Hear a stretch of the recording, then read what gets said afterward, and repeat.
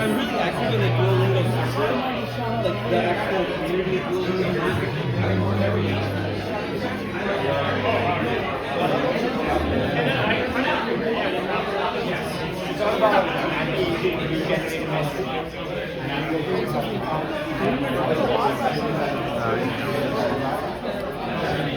Probably downstairs.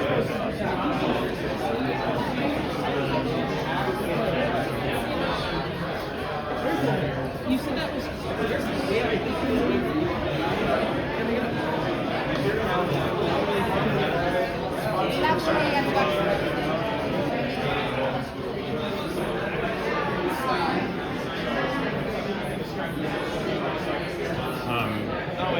I'm going to set this up.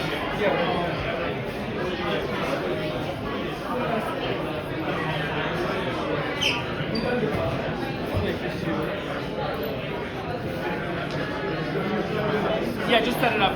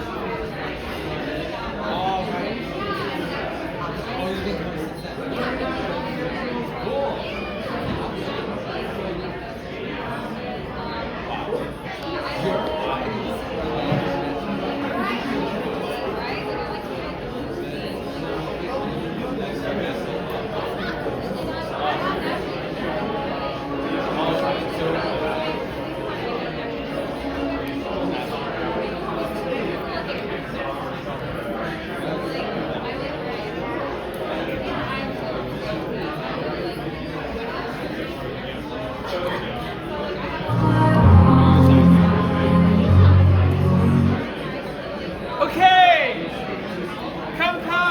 We're gonna start. Everyone, find a chair. We're gonna get rolling here. Can you see this in the camera? I'll adjust. Yeah, okay. I'll adjust. All right, everyone. Hey. All right, we're gonna start. The speaker is on the line. We have some space up here if you want to come. You don't have to stand on the side, but if you do want to, you're welcome to. All right, thank you guys all for coming tonight. We post all of our pictures on Telegram, on Twitter, and on Instagram. And we're actually, like, as you can see here, David is doing a really good job taking photos. So if you want to, like, see yourself, you can follow us on mostly Instagram, and then you can see your own pictures, which has some novelty, and if you don't know about a selfie yet. And then, what else did I want to say? Oh, thank you to all the people that volunteered. So Yana, Raise your hand if you volunteered. Kristen, everyone, raise it. Thank you, Conrad. Anyone else? We have a couple more, I think, in the back. So thank you guys all to who volunteered.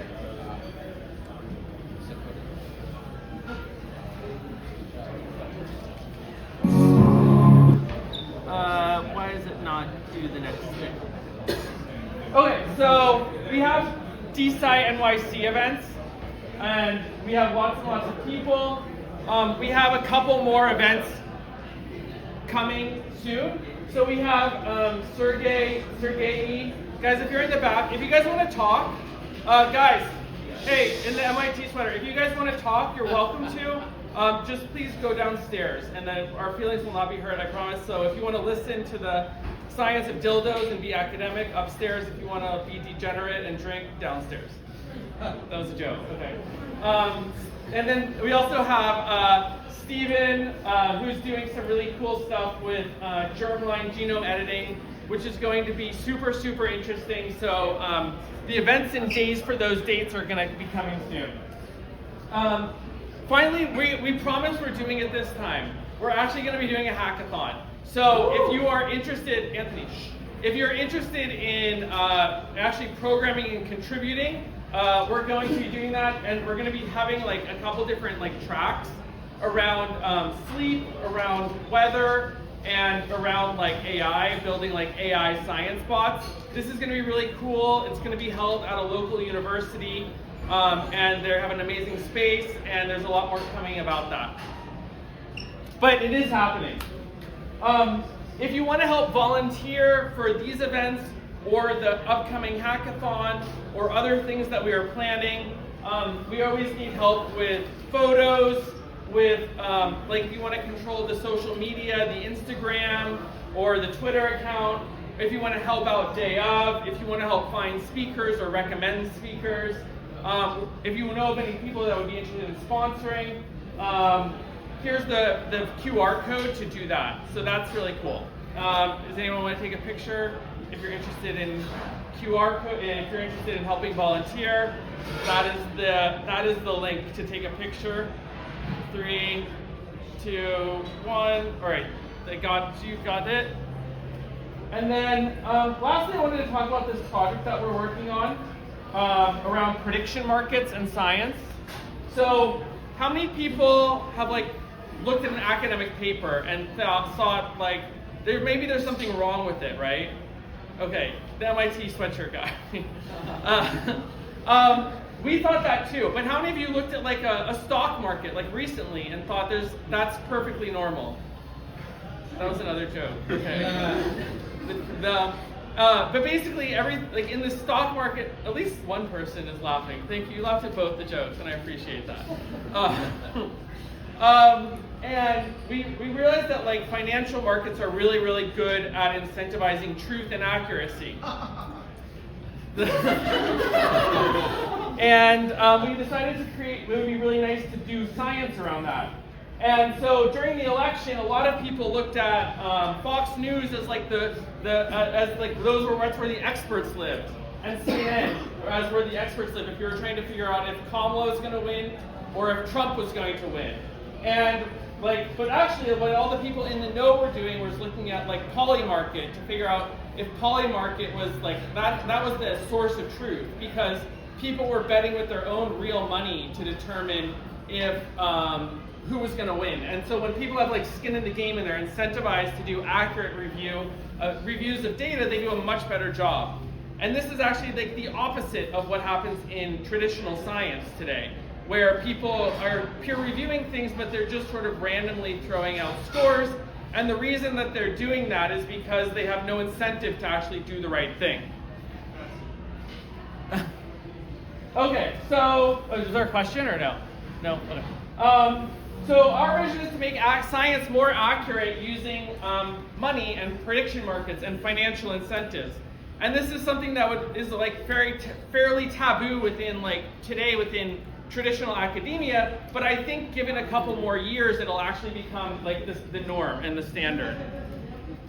So we're using like sleep, we're doing prediction markets around like sleep data and real-time health tracking and blood work and DEXA scans, and people are able to bet on these different metrics to determine how well someone is going to sleep, how long they're going to live, what their blood work is going to be like.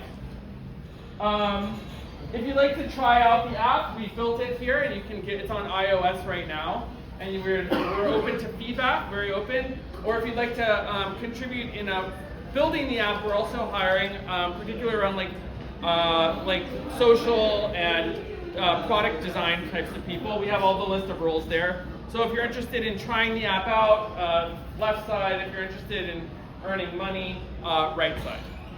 Okay, now without further ado, we are going to welcome our speaker for the night, and this is Render. So he is an expert in. Are we recording? Okay, good. He is an expert in internet-connected sex toys, and has done. Mother proud. He's making his mother proud, and he's an expert in internet-connected sex toys. And we got connected over the internet, and I thought that this would be like a really interesting talk for people. So without further ado, I would like to, and Renderman, feel free to give a bio about yourself as well. But without further ado, let's welcome Renderman. Spin the laptop around so I can actually see the crowd. Oh yes, of course. I can see an audience here. Can you spin the laptop around so I can actually see the crowd? Oh yes, of course. I can see an audience here. It says speaking to a wall.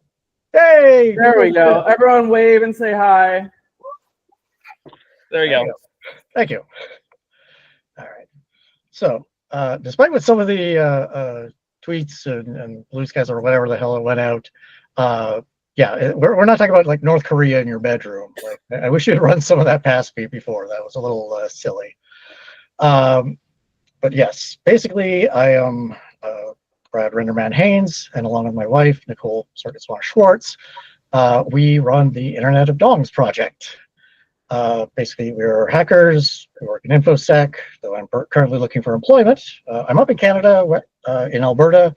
If that helps anybody, got any leads, please let me know. Penetration tester. Yes, I'm aware of the irony of that with this topic. Basically, I break a lot of things. She helps figure out how to fix them. So I started this in 2016 because I needed to learn web app hacking, mobile apps, API stuff, and a lot of the like baby monitors, refrigerators, your thermostats, those aren't even taken.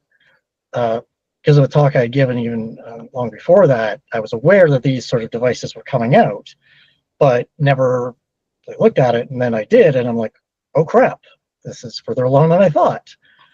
So I started the Internet of Dongs, internetofdawn.gs. The .gs TLD is South Sandwich Islands, strangely enough. I have no idea how Sandwich Islands and .gs works, but whatever. It very quickly became a lot more than I thought. I've basically become sort of an industry watchdog, the boogeyman that keeps these guys in line. I don't do as much for the hacking myself nowadays, but I do a lot to keep them on their toes, shall I say. Got a large cash injection from Pornhub to buy test devices. And let's see if I can show you here. Dumping it. But yeah, you know, that's hand cut foam, but there's 2 layers, 30 or so different devices for testing. So I have other researchers occasionally come to me wanting verification, so I've got the equipment to do it. Day jobs have always been a little interesting with it. Most of them have said, please, for the love of God, do not mention who you work for. I don't have that problem right now because I'm unemployed. But we've helped a lot of people and made this industry a hell of a lot better, and I'm very grateful that we've been able to do that. So remember, kids, the only difference between screwing around and science is writing it down. So in this particular case, I do try to keep it professional. I try to keep it not juvenile, keep this academic. There is some stuff that is just genuinely funny. I mean, Pornhub at one point was selling a 12-pound rubber twerking butt. Seeing that sitting on a table, that's just funny. But these devices are legal, used by consenting adults. It is an industry that is growing dramatically, especially since the pandemic. So I do treat this responsibly, but I just don't do anything that makes fun of the users of these. Some things are objectively fun, but let's not go there. So, like any product today, it seems, sex toys now connect to the internet for various features. They're now smart devices like appliances, toys, different kinds of toys, and other sorts of gadgets. And of course, the S in IoT stands for security, meaning there is very little. In 2022, $302 billion market size for IoT stuff, not sex toys alone, but 302 billion for IoT, 3 trillion by 2030. I have no idea where they're getting that number from. There's been this mad rush to add connectivity to everything. My God, I mean, there was the classic example of the juice press. Why does my thermostat have to have internet connection in order to turn the heat on? Like, some of these things are just plain stupid. I'm waiting for like the first internet connected waffle iron or something. I mean, we just got a new fridge and oven, and they have internet connections on them. Like, my fridge has 2 cameras in it. The future is here, and it's stupid. Security is very often overlooked and ignored in this mad rush. There's a bunch of problems with default passwords, static keys and passwords, no upgrade methods. My fridge and oven that I mentioned, right out of the box, use TLS1 on their connections, meaning they're already using a deprecated security standard, and there's no way to update these things.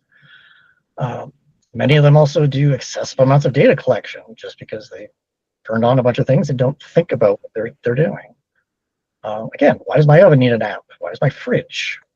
As with most technologies, though, sex eventually becomes involved at some level.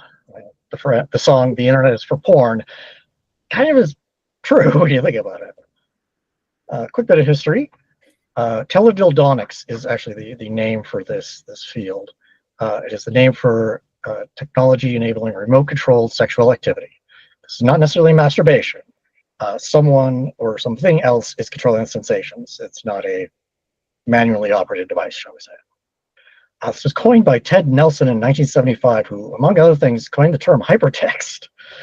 I mean, I guess he was good at coining words. It's one of those ideas that, when you really start digging into it, was always sitting in the background driving things. You look at things like credit cards, CDNs, or credit card processing, CDNs, webcams, storage. So much of this stuff can be driven by porn, sex, masturbation. We're humans. We're very predictable in that respect. So the vast majority of these devices are Bluetooth low energy. There are a couple of Wi-Fi and like Zigbee devices, and even a couple of wired ones, but those are the outliers. For the most part, these are Bluetooth devices. They pair to a smartphone for local control and use the phone as a gateway for remote control functionality. Essentially, it's like things like Google Meet, but with a couple extra buttons that can control things. There's very often text, audio, video chat functionality built in. Usually there's some interaction with vendor servers at some level for the remote control functions, or at the very least connection brokering. They might use, much like Skype used to, where it would broker the connection between the two users and then be hands-off and just be direct between the users. But at some point, it does have to communicate with the server. Often there's some basic data analytics sent for vendor diagnostics, usage, the kind of crap that we always click on and say, yes, we're okay with this, and never actually read the whole bloody thing. Very simply, Bluetooth is phone, vendor cloud, how would you get to the vendor cloud, 5G, Wi-Fi, whatever. oftentimes using XMPP. Uses that for creating the video and chat connections, and Bluetooth down to the other device. Certain devices, like these two Kiru ones, are able to, there are pressure sensors in the phallus one on, I guess you're right, that can control, send commands to the stroker on the left. And there's a control on the outside of the stroker that can also control the vibration on the other one. So it's toy to toy. It's not you pushing on a screen. It's the actual devices. Now, not everybody has paired toys like these. So people just have a phone and they're just using the app and they're just moving a slider or selecting from pre-generated patterns. But again, same idea: phone to the vendor cloud to the other phone to the device. Now, benefits of IoT. There's a lot of interesting anonymous benefits. Professionals being able to do webcams and stuff like that without having to disclose their personal information.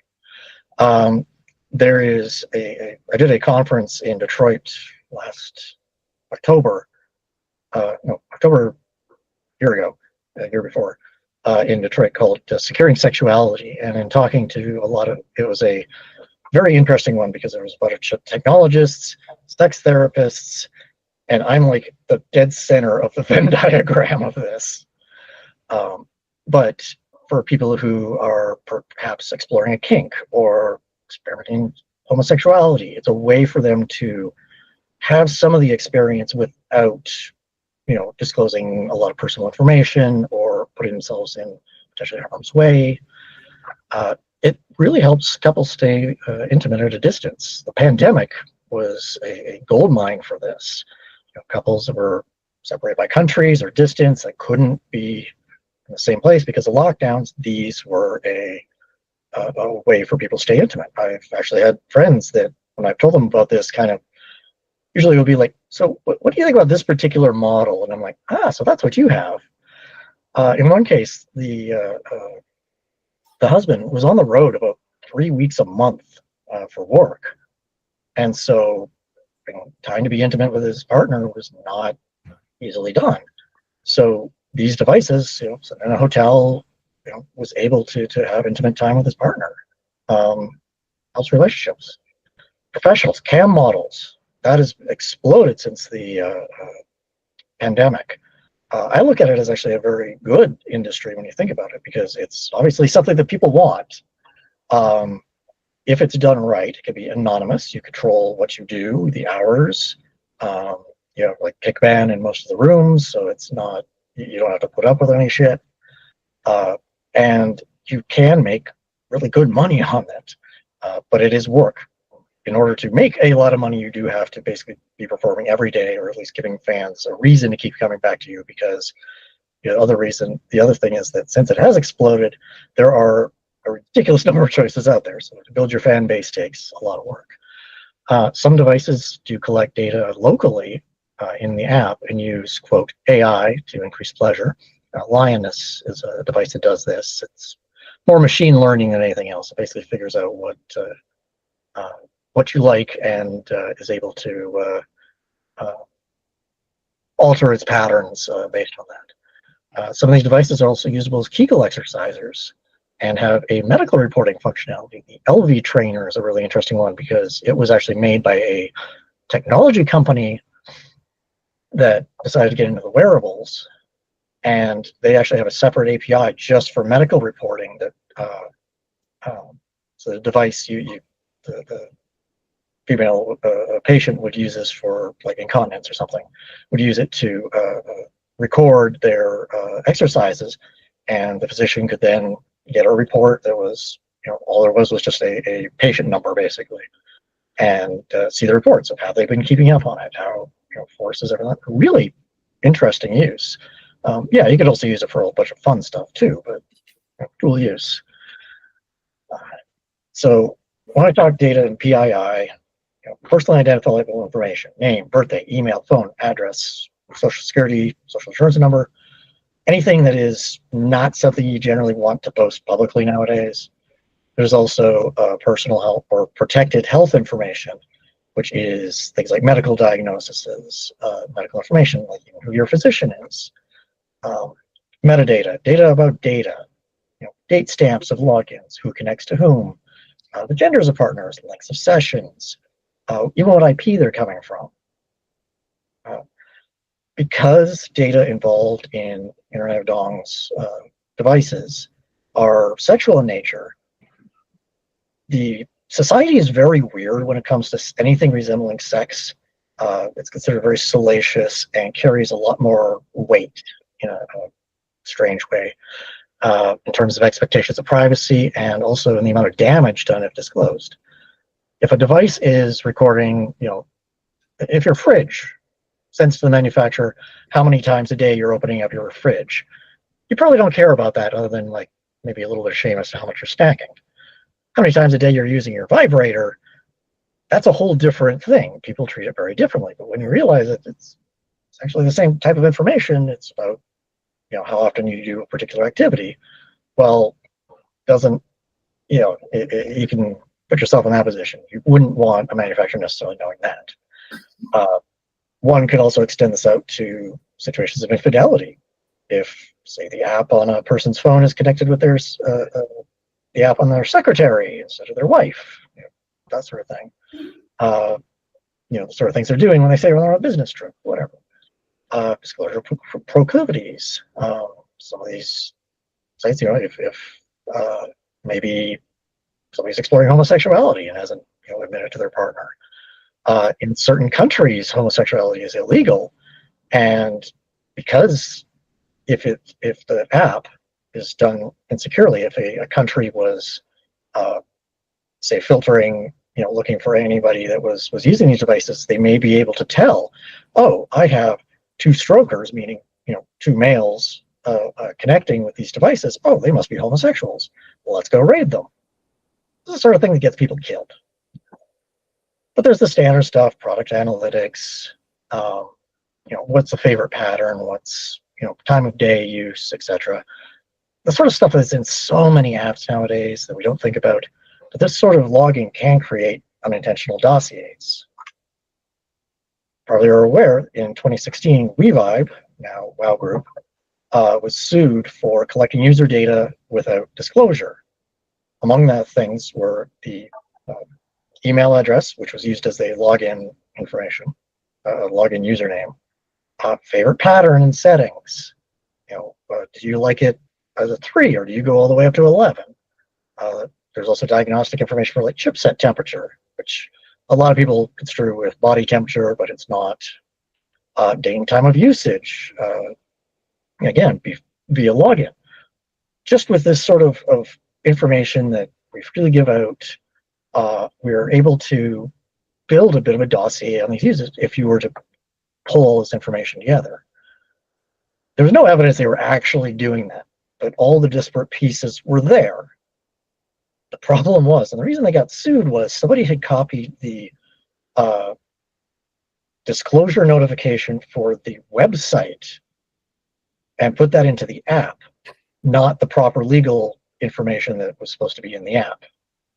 This, of course, meant they weren't disclosing that they were collecting this information. So yeah, they got the crap sued out of them. $3.2 million US, and I have it on good authority that they didn't expect it to be that much, and so it caught them really off guard with that one. So WeVibe, though, at the time, and even now, is still kind of a high watermark for security. They were doing so many things right, but they became the example of what not to do, even despite that. Since then, they have gone way better. One-time links, you don't actually have to log in. You just generate a one-time link that you communicate to your partner over Signal, text, whatever platform you want.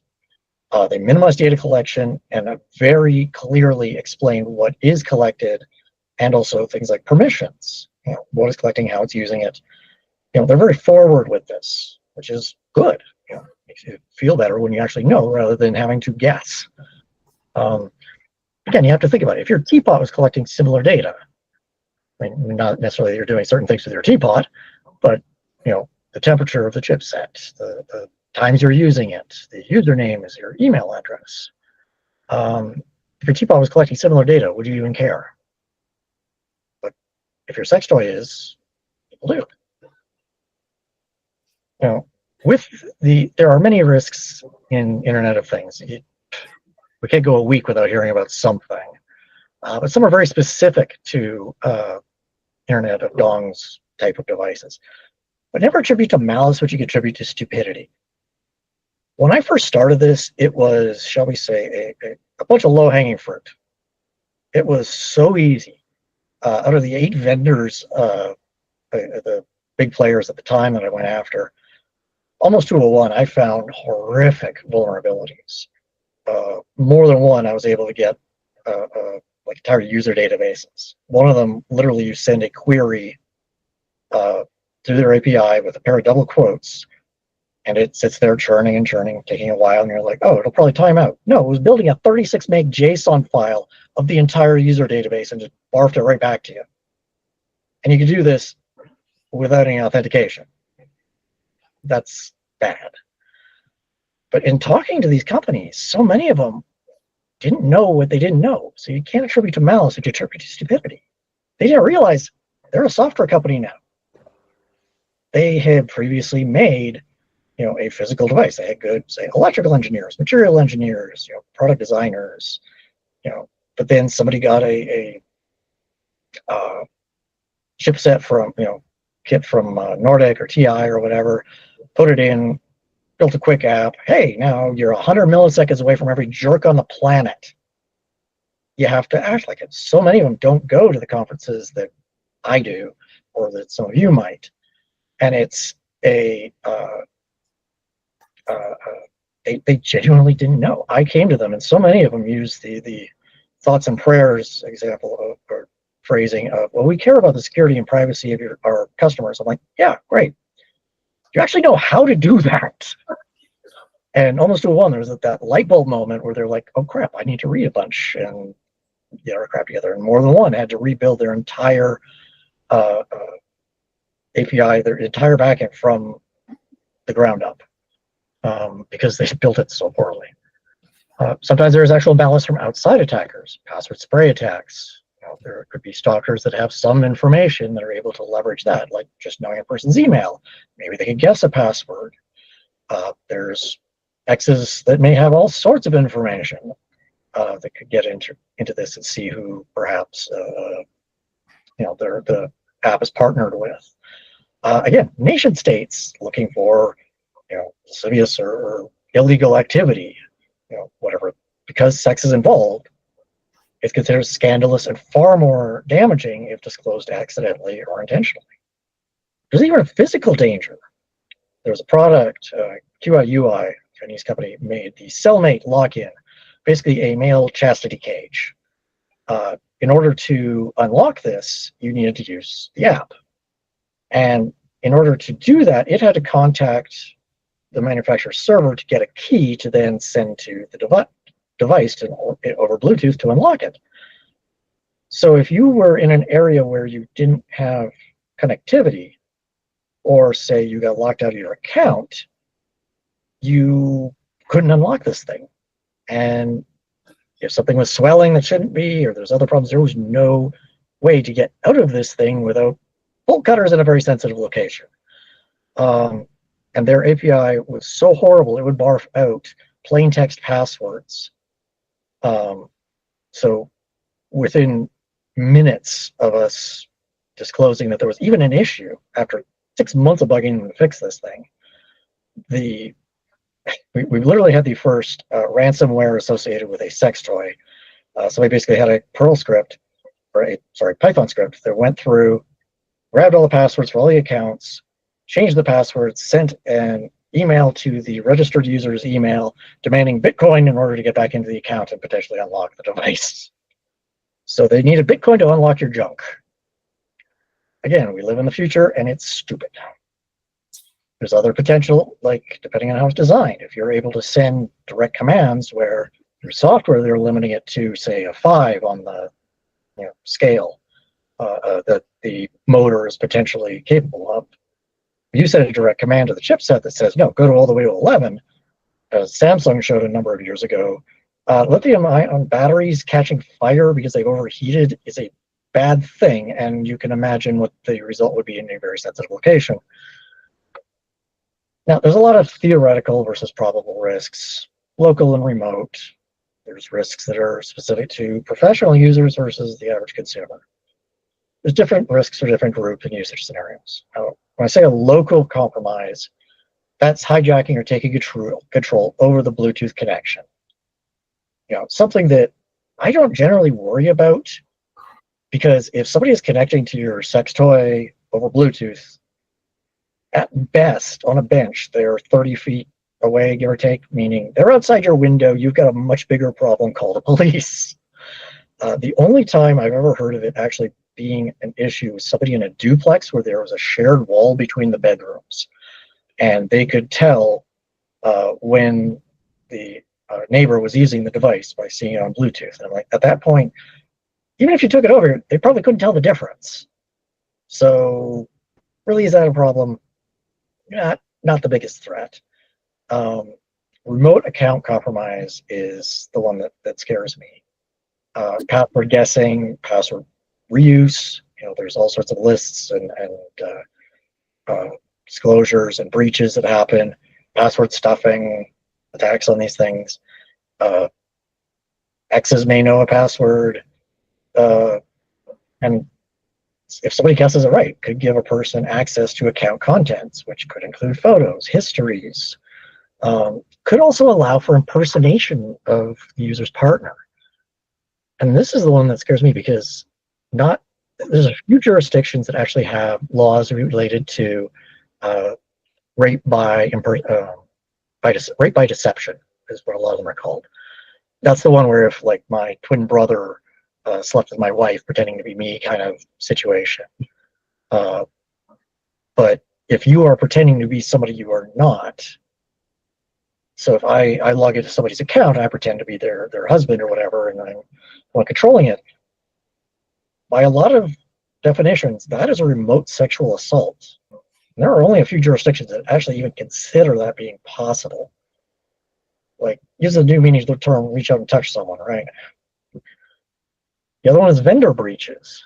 What happens if the vendor's back-end systems get compromised? You have misconfiguration, exploitation, and password compromise, mass dump of data. You'll remember the Ashley Madison dump that happened a number of years ago. That ended up with people having their entire lives destroyed because they were on there.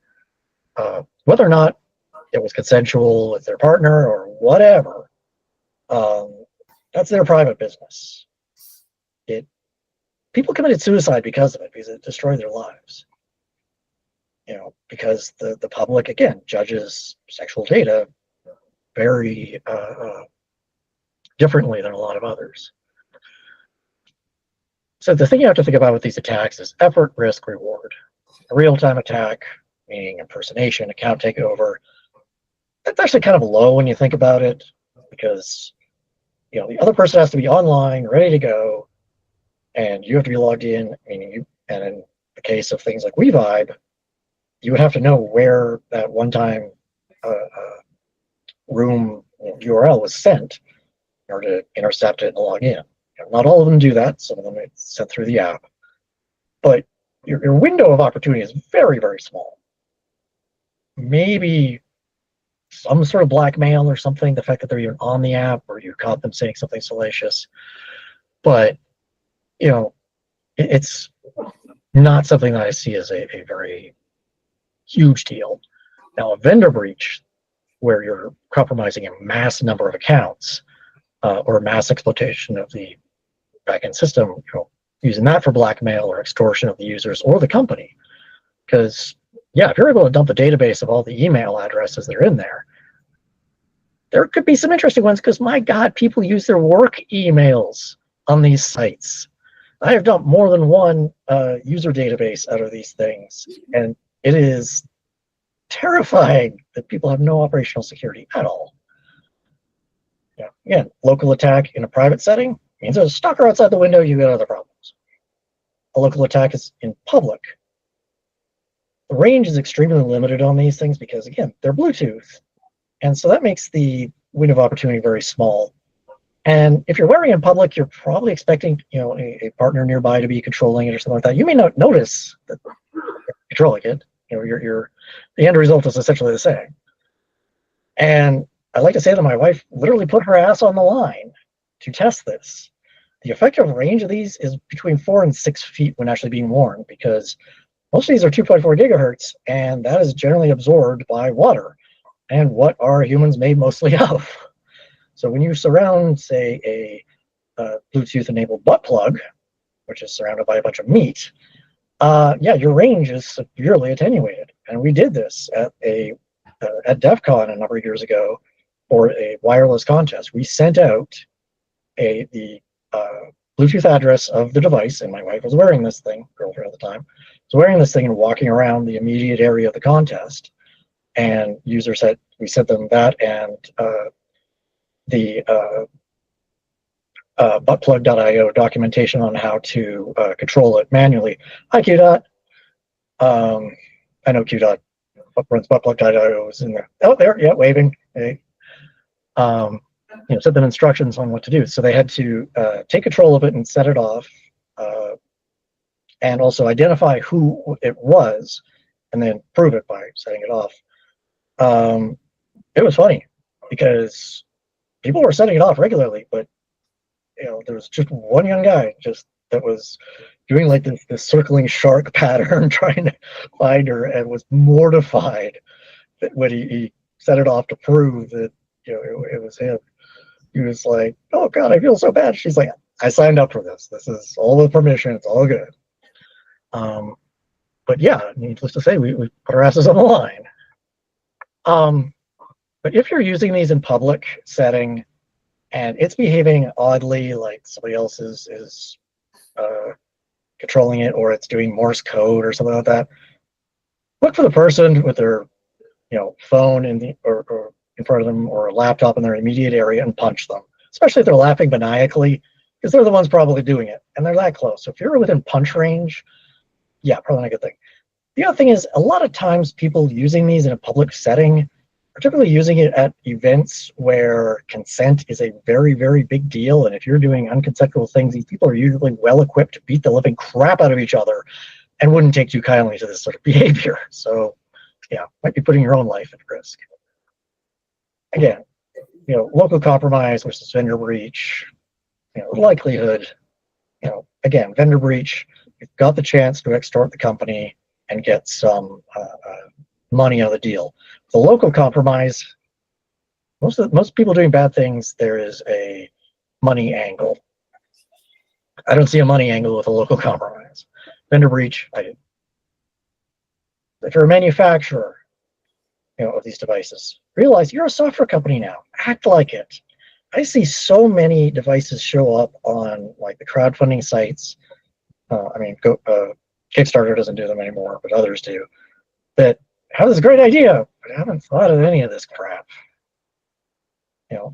IoT information security, or IoT Security Foundation has consumer IoT guidelines for what you need to do. There's a bunch of top 10 lists out there that basically say things like, don't use default passwords, avoid data collection, all this stuff that should be, no duh kind of things. But again, these are people that typically are in an industry that up until, say 15, 20 years ago, everything was manually operated. They don't know what they don't know. And I kind of exist to scare the living crap out of them. I mean, there's been more than one that have withdrawn their request for funding because they realized, oh crap, we didn't think of this, because so many people were like, have you asked Internet of Dongs about this? And so yeah, I like being that boogeyman. US has the Internet of Things Cybersecurity Improvement Act of 2020. When that will be killed off, who knows? UK Code of Practice for Consumer IoT from 2018. Australia has one too. Simply think, less is more. If you don't collect it, you don't have to protect it. This was the basis for PCI compliance with credit cards. The idea was, if you don't collect it, you don't have, and don't store it, you don't have to protect it. That's the easy way. So but unfortunately they screw that up.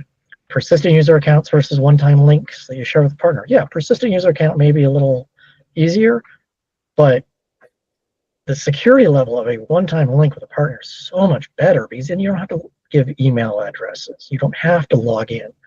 You're not storing it. You don't have that persistence. It's one-time use, generate each time. Revive. It costs them a lot of money. They learn and improve. So stop trying to reinvent the wheel.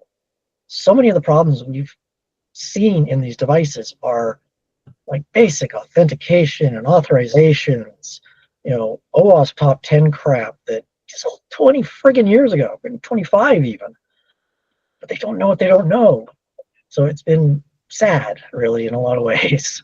But, you got to beat them over the head sometimes with this stuff. If you're a buyer of these things, look at the manufacturer's websites and their privacy policies. You can usually tell from those, have they actually thought this through, or is it all just a copy-paste, boilerplate one? Can you determine who they are, like who's made these things? If you can't, meaning you can't find their privacy policies, run, right? Check their FAQs. Can you delete an account if it requires you to create one? And you can request your account be deleted. Pardon me. Do they have a security page? One of the things I've been working with a lot of vendors on is setting up a vulnerability disclosure program, a way that if you find a bug, you have a way to submit it to the company, to developers, so that they know what is going on and they're in a position to be able to fix it. This isn't necessarily a bug bounty where you get paid. Some do. Lovence does. But if they have a link that says, hey, we take security responsibly, if you find a bug, here's how to contact us, that's a good sign, meaning they actually pay attention to this. Can you just wipe out the account and start over? Is the account locked to the device? Did you have to scan a QR code or input a serial number or something like that? Meaning if your account is compromised or there's a situation with a stalker or an ex, and you just wipe it out, start, create a new one, disassociated email address. Again, can you find out who the manufacturer is? There's a whole thing in China of what we generally call white box manufacturers, meaning they have a design, and if you're a chain of stores or something like that, and you want to have your own branded one, they'll slap your label on the outside of the box and push this thing out the door and reskin the app. But after it's gone out the door, they have no vested interest anymore in this. They have no economic interest, meaning they don't care about things like updates. They're absolute crap. So you see the same device under 6 different names. And if it's cheap, remember, you get what you pay for. A lot of these devices are $100 plus, some $200 or $300. There's a reason.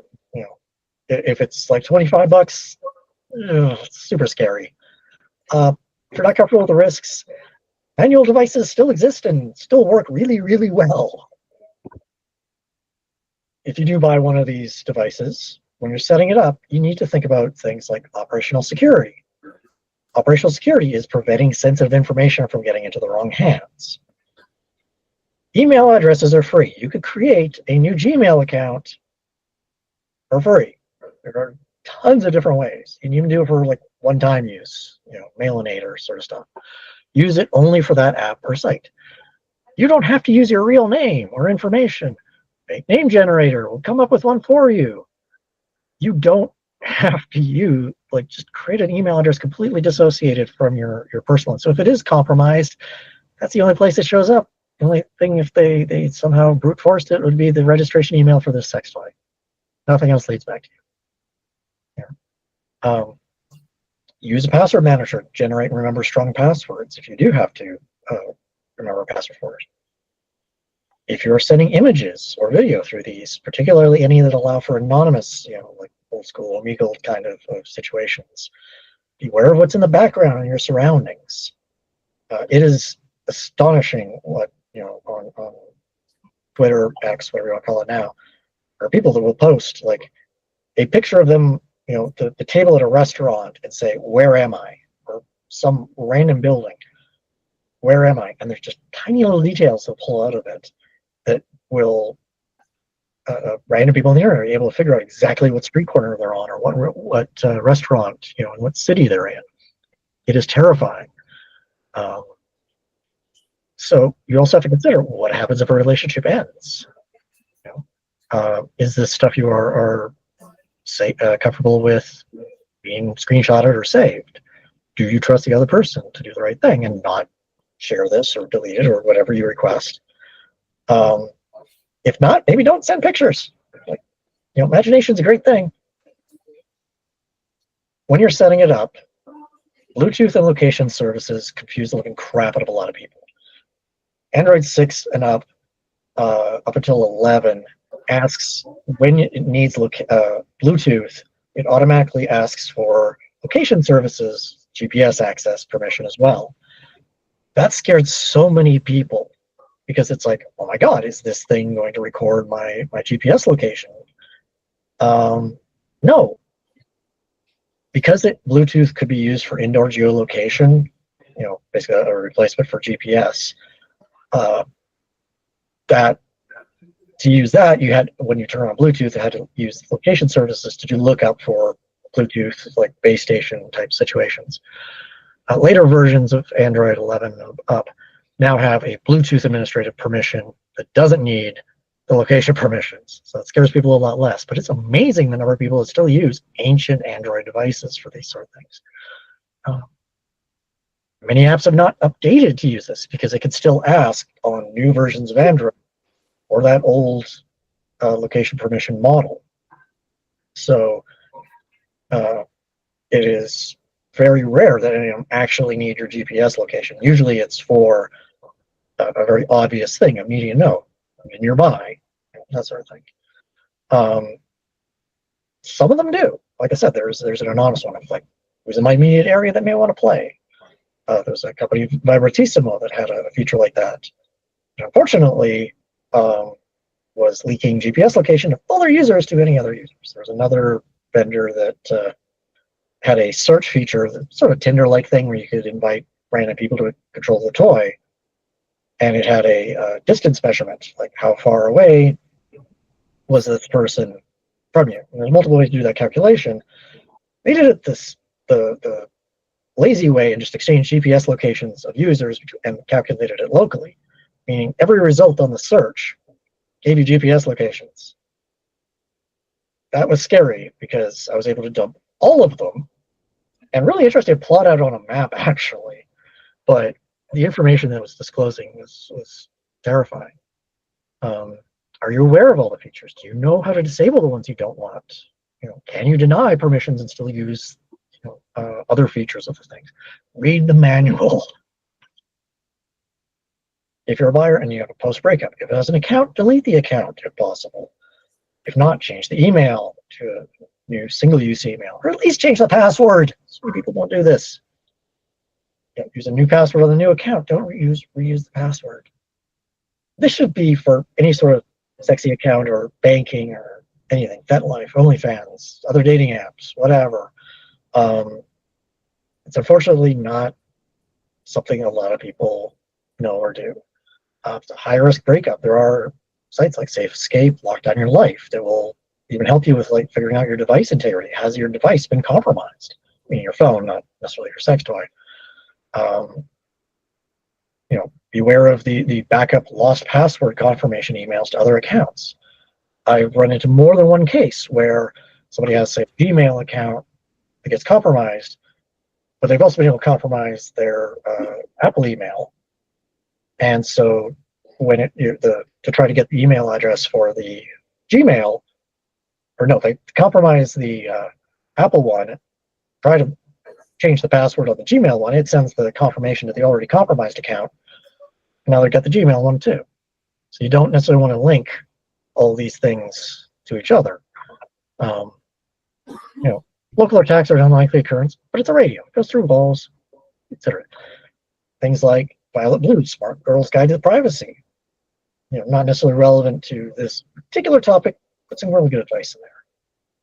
If you're a professional, meaning cam model or other such thing, minimal use of real name and info, usually just for legal verification with whoever you're signed up for, whatever campsites.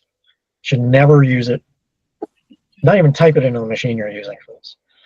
Set up, if you're doing, Twitter, Facebook, Instagram, whatever, for building your fan base, do it as under separate accounts on separate devices. My wife actually signed up for a bunch of the cam sites to test what sort of information was sent. She also signed up for a Twitter account under that handle, connected to no one. No information directly related to her. Within 1 week, a friend said, and she had posted a picture of herself on it. Within 1 week, a friend said, "Hey, I found this thing. I feel really bad. Like, is this official?" She's like, "Tell me exactly how this happened." And it was through a recommendation, because she had put it on her phone where she was logged into other accounts too. They figured, you use both of these accounts on the same device, therefore you probably know the same people, and so I'll recommend you. So you can imagine if you also had your family on there as well, that suddenly your professional and your personal can intermix in bad ways. Read all the device features and integrations, how they work. Many of the campsites have integrations for these various toys. Use only the official apps and integrations. Some have like a marketplace where users can provide scripts. Yeah, unless you can read the code and fully understand it, don't trust it. Just stick with what the manufacturers give you. Again, avoid devices you can't easily identify. If you are wanting to do interesting things on sites with game streaming and get some interesting haptic feedback, shall we say, talk to raise your hand again, talk to that guy. Runs buttplug.io. So if you really want to, feel when your ass gets shot off in a game, you'd be able to help there. Again, if you're a professional, use a clean slate of a room. Like the fact that you're able to see things in behind me. Let's do a few more minutes and then go to questions. Just about done here. Okay. Right. IKEA furniture, generic as you can get, and use a VPN. Like, just make it pop out wherever you can. And so thank you, and go fuck yourself safely. And now we've got questions. Okay. Awesome. Does anyone have any questions? Anyone from the audience? Bueller. Yes, go ahead. Come up to the stage. Or shut it and repeat. Can you hear? Can you hear? No, I can't. You'll have to repeat it probably. Okay. Yeah, I just wanted to ask. I was getting to the computer. What the highest risk things are now for companies that kind of are doing everything right over, in terms of security best practices over the last 10 years. What risks do you see going forward in the next 5 to 10 years? I can tell you about one right now. Not going to disclose the company or any specific details, but some other researchers found these and reached out to me to help them verify and to reach out to the company. And they had basically found a way that you could generate the user's token. And so from that, if you know the username, you generate the token and then retrieve the user's email address, which is, again, PII, something that was not publicly disclosed. Once you have one vulnerability allowed you to query their XMPP server for a username and it would respond, including the email address. If you have the email address, it would allow you to generate the user's login token. So you could then, inject just to replace through Burp Suite or something, and it would suddenly allow you to log in. They found administrators for this company on a bunch of their websites because they used a integrated authentication system. And so they were able to log in and now view all sorts of information that should probably not be public because they were an administrator. and they're having all sorts of fun reporting this right now. But like I said, this company was doing a lot of things right, but it was a very complicated thing that, frankly, a lot of these companies need, excuse the term, need to get penetration tested. They need people to sit down and poke at these things and see, can I string A, B, C, D? Because once you get the OWASP top 10 out of the way, okay, now it's a little more esoteric. But can I stitch this little piece of information with this other piece over here and make something, really bad? So it's still things like stored cookies. How are you generating tokens? Are you sufficiently random? And also things that you like updated your friggin' servers. A number of times I've seen servers that just get forgotten. Oh, there was a really funny one where a company made a big deal on their website. They were doing a lot of things right. They were doing the one-time use room URL thing, and I thought this through. Their legal department, went over everything. They made a big deal saying, "Oh yeah, and our server is located in the EU, meaning we're subject to GDPR, meaning we are, got high standards for security, for privacy." I'm like, okay, cool. And why is your server saying it's in Shenzhen, China? Yeah, they forgot to migrate the server to the data center in the EU, and so they're like, oh crap. And to their credit, they actually pulled the information about the whole GDPR and EU thing off their website until they got the server actually migrated. So they weren't, they reacted very quickly and realized the mistake. But yeah, it's little screw ups like that excuse the phrase, catch them with their pants down. Okay, let me see another hand there. Yeah, go ahead. Come up so we can hear you. Otherwise, we can't hear you. What are the 3 top safest IoT sex toys that people are paying What are the top 3 IoT sex toys that are safe? that are safe? Sorry.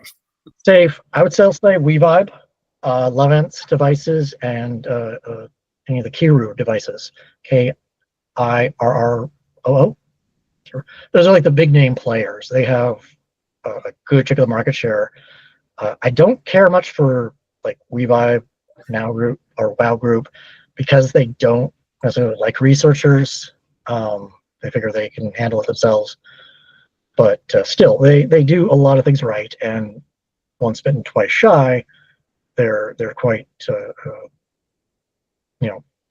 they dot their I's across their T's as much as they possibly can. But as with everything, there's always a chance.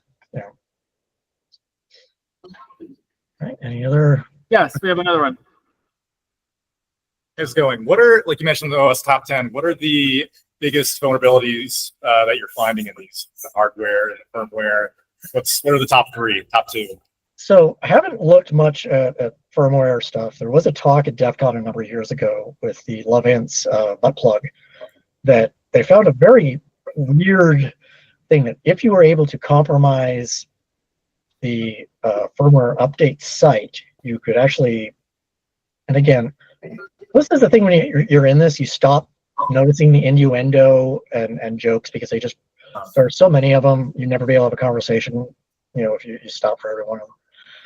But if you were able to backdoor the firmware on this thing, it was a case of the firmware could then infect the desktop client, which would then spread through chat in the client. It was a remarkably brilliant hack, but so far outside of the chances of happening, I'd never see it.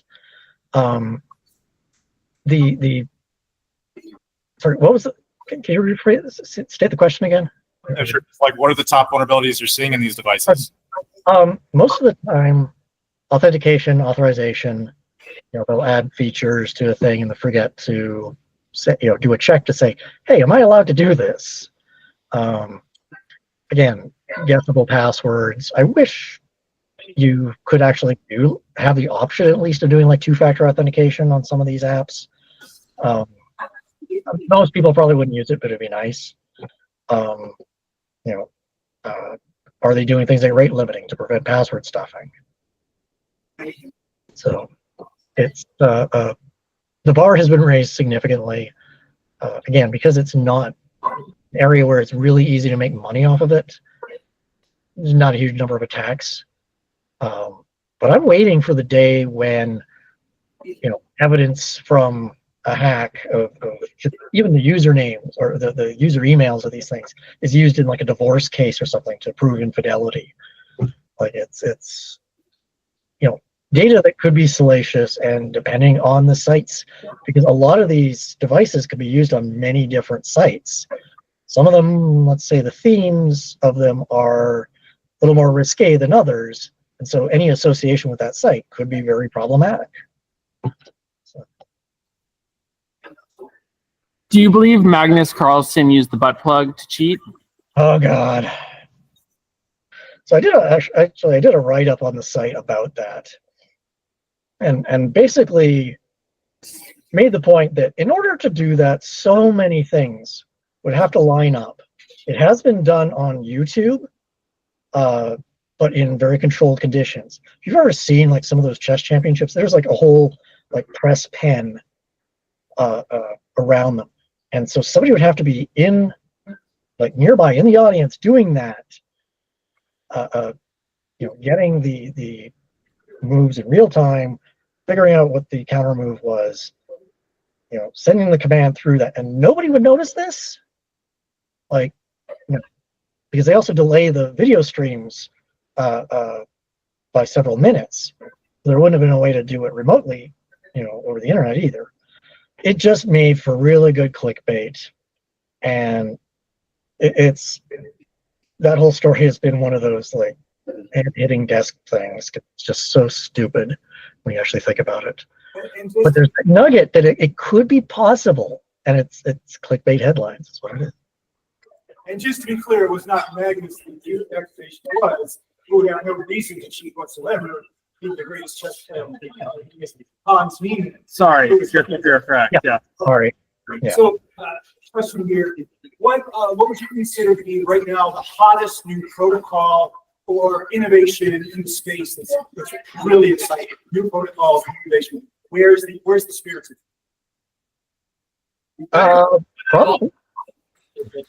So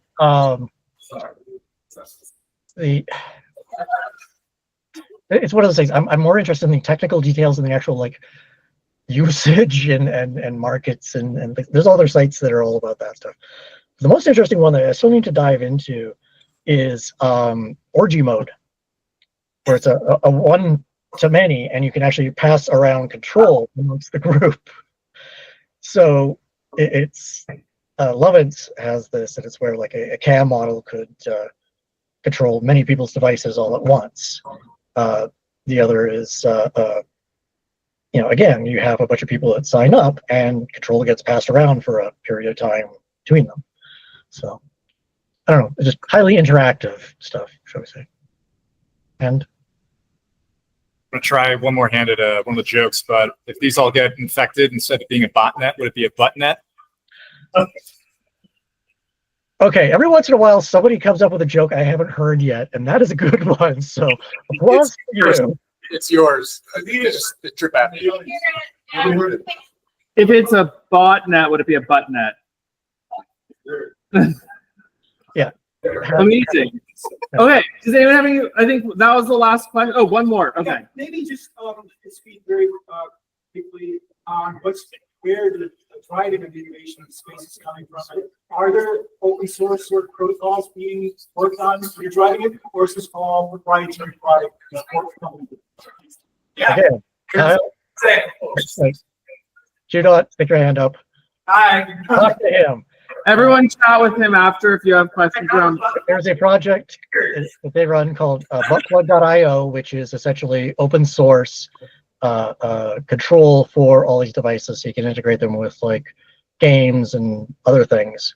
700 devices currently. Wow. That's amazing. Well, we have a follow-up talk next time, I guess. And I have to say, it's nice to see a bunch of old friends in the audience here. Makes me feel good, and I'm sorry I couldn't be there to do this in person. I would have brought the bag of dongs with me too, because I'm really thinking that crossing the border with that right now would be very entertaining. Yes, your ticket is carry on. Well, let's all give Renderman a round of applause. Thank you. And thank you, Renderman, for your excellent talk. And we'll chat more soon. It's not, germline, gene sequencing or anything like that, but I think it's interesting. Amazing. I'd like to share. All right. Well, continue to chat with each other. And thank you all for joining. Thank you, guys. Good night. Let me just put some music on so people feel good.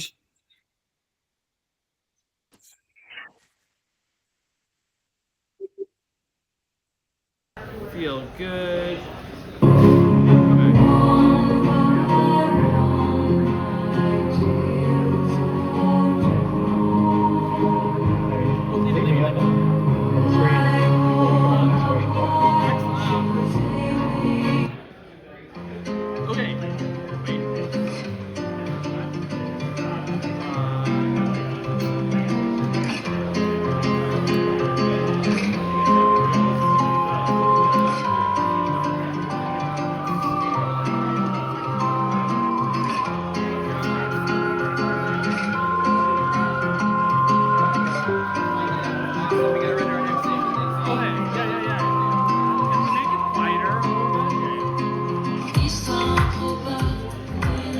Okay.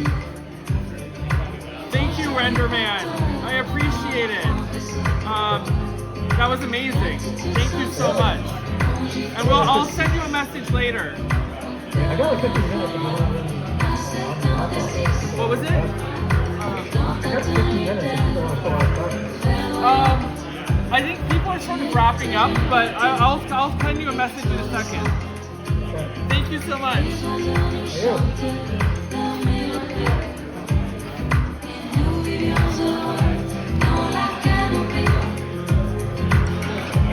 Nous invite